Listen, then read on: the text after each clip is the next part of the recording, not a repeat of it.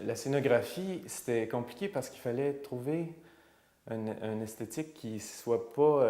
parce que c'est assez modeste, leur logement, comme ça coûte cher les loyers, puis c'est un quartier multiethnique, puis... fait qu'il fallait que ce soit pas... fallait pas que ce soit beau, mais il fallait pas que ce soit désagréable non plus à regarder. Fait qu'on est arrivé à une espèce de mélange où on vivrait pas là, mais théâtralement, ça fonctionne, ça look. Tu sais, puis il y a plein de petits détails. Puis en fait, ce qui est important, c'est qu'on sent dans la tension dramatique du spectacle, c'est la ville. C'est comme si, à l'extérieur de ce logement-là, qui est leur petit nid de protecteur, la ville est dangereuse. Il y a la dangerosité de la ville qui est dehors, qu'on sent. On l'a aussi par la bande sonore, mais aussi par cette vitrine-là qui donne sur la ville. Puis comme c'est en hauteur, parce qu'on s'imagine que c'est des logements sociaux où ils habitent, mais on a la ville qui est derrière par la fenêtre, qui donne une ouverture sur quelque chose. Un amas de tapis qui rappelle un peu les mosquées.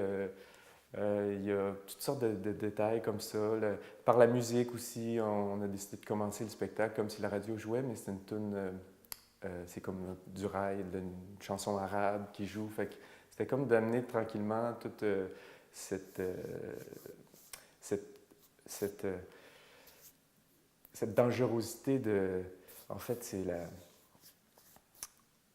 c'est comme si on amenait tranquillement dans la maison, dans le nid, toute la menace de la ville, la menace extérieure de l'étranger, parce que c'est vraiment ça, la pièce, c'est la peur de l'étranger, la peur de l'autre.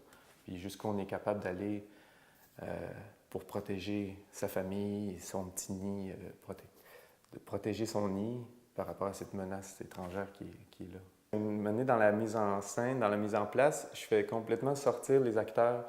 Pendant qu'ils parlent, pendant que Étienne, le personnage d'Étienne Pilon parle, raconte une histoire, il sort dans la cuisine et il laisse la scène complètement vide. Alors, tu entends son histoire qui est à l'extérieur, off, là, dans la cuisine, puis tu fais juste regarder le décor, puis on dirait que ça continue de vivre. C'est comme si, en même temps, ça rendait le spectateur un peu voyeur de cette histoire-là, parce que tout d'un coup, on n'est plus vraiment au théâtre et il n'y a plus personne sur la scène.